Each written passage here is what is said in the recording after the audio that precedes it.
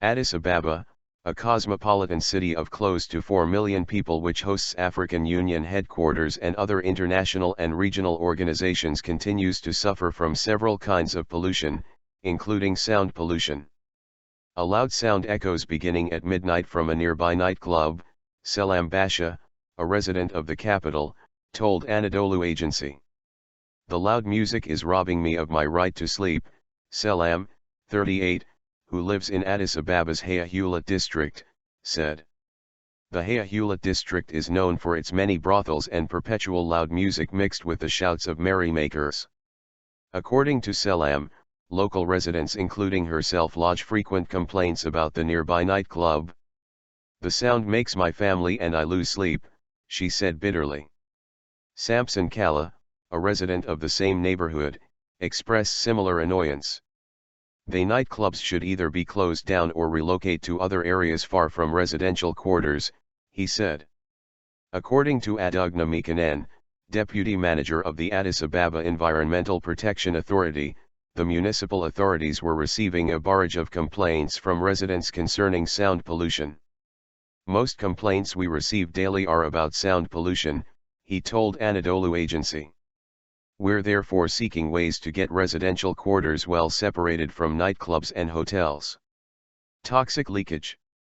Aside from sound pollution, Addis Ababa also remains plagued by land, air, and water pollution, which Adugna attributed to poisonous leakages from industrial zones, vehicles and residential areas. Soil and water pollution in particular, he said, were becoming a huge problem for the city. Many industries in Addis Ababa lack waste treatment systems, he noted, despite laws prohibiting the release of industrial waste into any part of the city.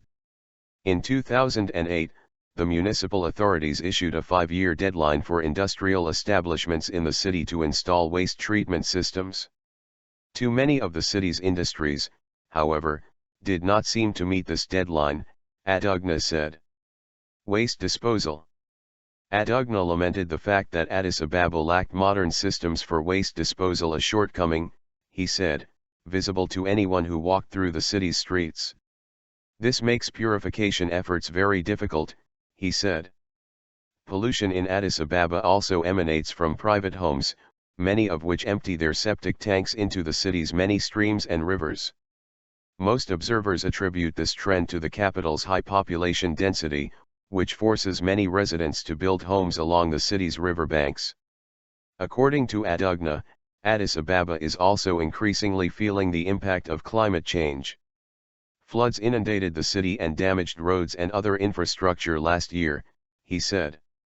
Jonas Gebru, an Ethiopian environment expert, said the city was also suffering from air pollution due to vehicular and industrial emissions. While local authorities lack the equipment needed to gauge air pollution levels, thick smog can often be seen hovering over the city, especially at rush hours.